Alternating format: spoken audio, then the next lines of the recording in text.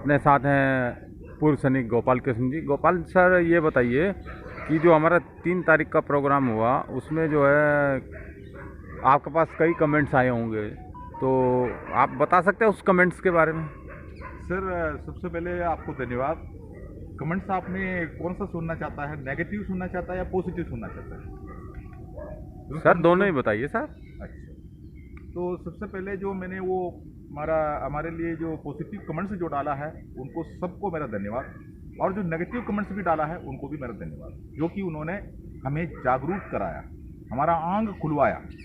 जो कि negative comments देने वाला लोग, जो आंदोलन करने वाला लोगों के साथ में अगर नेगेटिव कमेंट्स डालता है तब हमको पता चलता है ये नेगेटिव कमेंट्स क्यों डाला है, तब हम उसके पीछे भागता है। उसके पीछे भागता है तो हमको बहुत बड़ा एक सच्चाई निकल कर आ जाता है।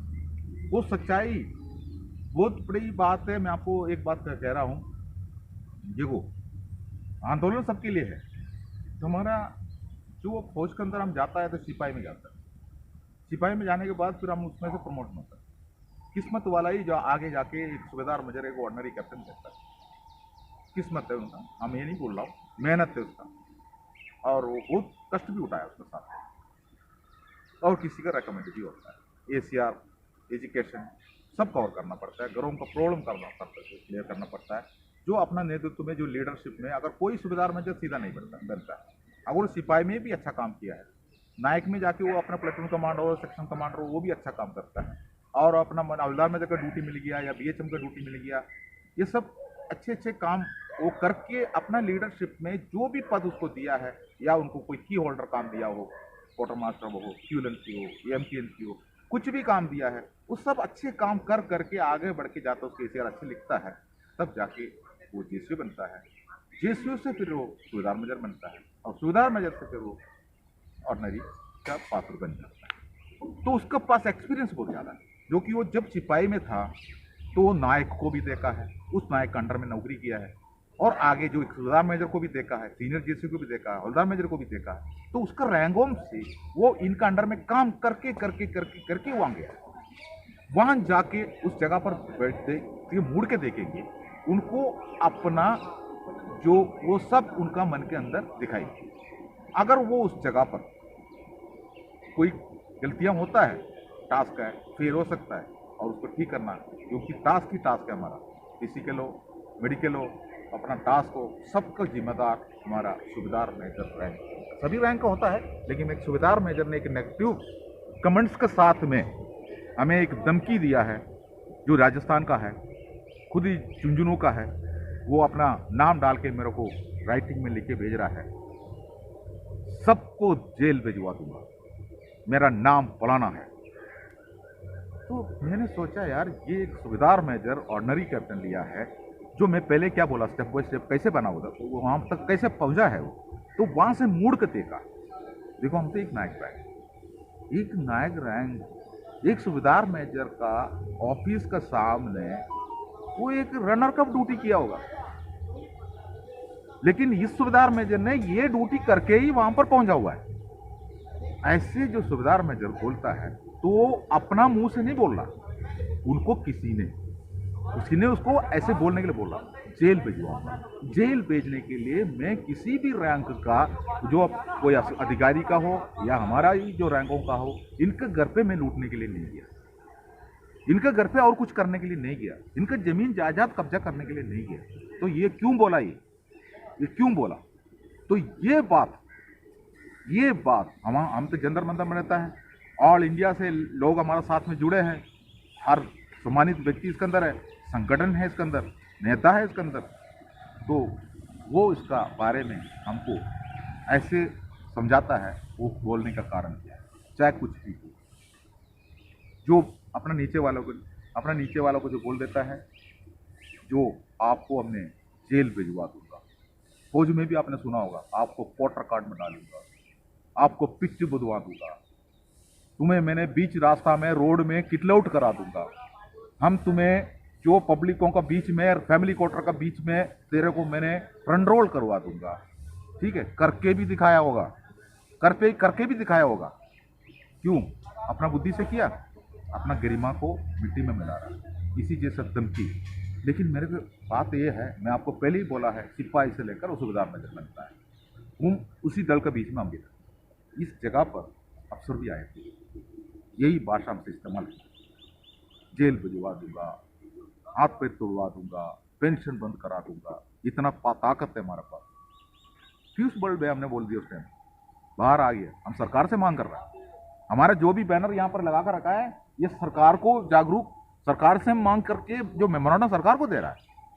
हमने किसी चीफ ऑफ आर्मी, तीनों दल का बैठा हुआ है, सीडीएस बैठा हुआ है, 1 साल से ऊपर हो चुका है, 380 दिन हो चुका है आज।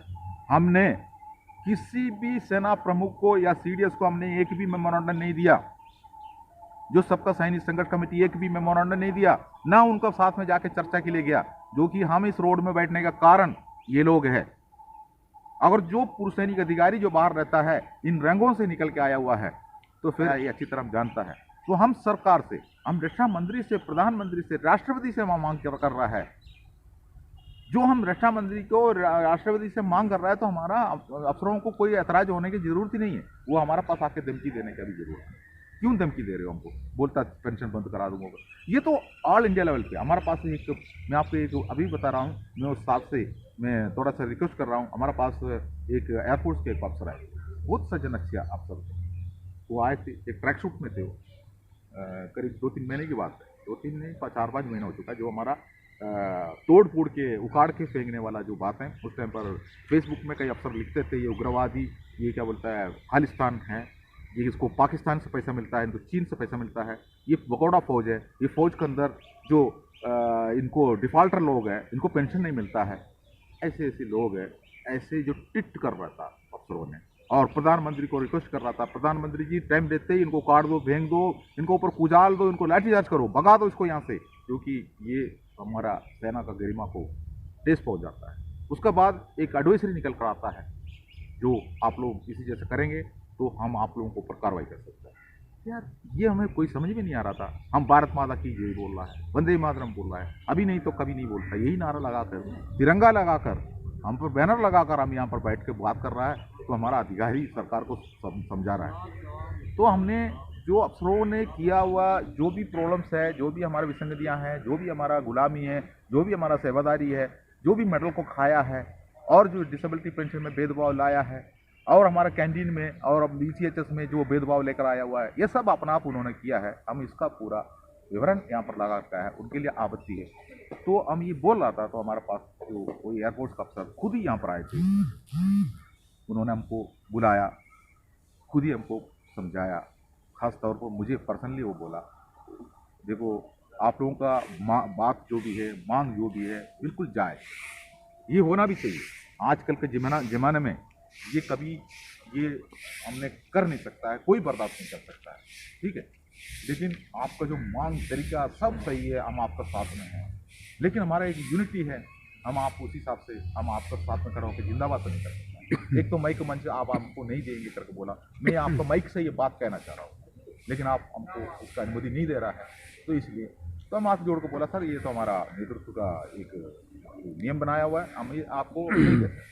इसलिए वो मेरे को समझा के, वो बोला एयरफोर्स का जो अफसर है, मैं एयरफोर्स से रिटायर हुआ, आपने जो भी ये बता रहा है एयरफोर्स में ये नहीं चलता है, ये गुलामी, ये भेदभाव एयरफोर्स के अंदर नहीं है, इसलिए सारे अफसरों को मत बताओ आप, उसके अंदर कम से कम एयरफोर्स अफसर में नहीं है करके बोला। आर्मी के अफसर को बताओ ना, आप आर्मी में तो ज़्यादा प्रॉब्लम है आपका, तो आर्मी को बता दो आप, ये उन्होंने बोला।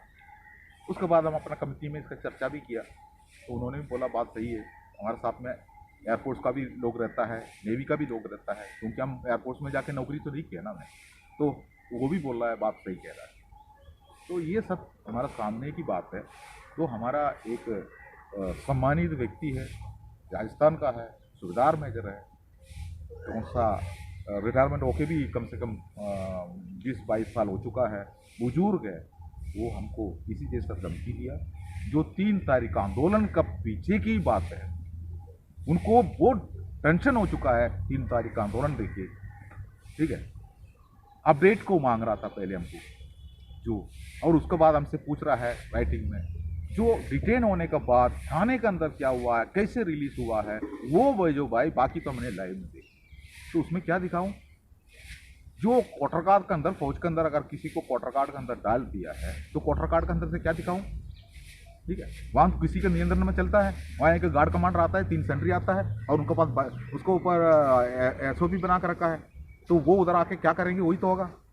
तो इसी हिसाब से जो हमारा माननीय सुधार मेजर साहब को पता होना चाहिए, जो कि थाना में जाने के बाद क्या होता है, उनका कार्रवाई होता है, हमारा एड्रेस पूरा लिखता है, माँ बाप का नाम लिखता है, एड्रेस लिखता है, फ़ोन नंबर लिखता है और अपना घर का परिचित का, आपका परिचित का 2 आदमी का नाम और दे दो, उसका भी एड्रेस दे दो, ये सब हमको बोलता है, उसका भी फ़ोन नंबर दे दो, क्योंकि वो हो सकता है कल जो इस व्यक्ति का उस जगह पर फ़ोन करके, नहीं तो वहाँ का थाना में जो इस मैसेज भेजकर ये बंदा वहाँ का क्या कर रहा है ये पूछने के लिए होगा। ये एक सिस्टम है, वहाँ पर ये नहीं होता है। वहाँ पर हम बड़ा खाना खाने के लिए नहीं गया है। एसएम साहब आपको बता रहा हूँ, मैं आपका नाम इसलिए नहीं ले रहा हूँ जो कि लोग आपको उसके ऊपर फिर जूता ना मारे, इसलिए मैं बता रहा हूँ। इसलिए जय सर, जो कि जो आप कर नहीं सकता है, आप घर पे बैठा है, आपका रैंक उस हिसाब से आप आया हुआ है, तो करने वालों के इंग्लिश के लिए जो सेना के अंदर सुधार मेजर वही करता है। अगर किसी ने गेम में जीत लिया ना किसी कंपनी ने, तो सुधार मेजर उनको बोलेंगे, उनके साथ में खड़ा होकर फोटो निकालेंगे, उनको खड़ा होकर हाथ मिलाएंगे, बहुत बढ़िया यार तुमने ये किया है। तो वो बंदा सोचता है यार हमारा एसएम साहब भी हमको ही बोला, ठीक है। अगर कमी कुछ भी दिखाई दे रहा है वो एसएम साहब उसको बोलेंगे नहीं है, ठीक है। तो इसी जैसा वो आगे बढ़ के जाता है। तो एसएम साहब का ड्यूटी अगर सही ढंग से किया होने से, और एसएम साहब को ड्यूटी एसएम का रैंक सही ढंग से लिया होने से, और एसएम से आगे ऑर्डिनरी कैप्टन अपना एडी पंजा से लिया होने से, इसी जैसा सवाल कभी नहीं उठता था उनसे, लेकिन उसका मुंह से निकल के आया, इसलिए मैं उनके लिए बता रहा हूँ। जय हिंद सर।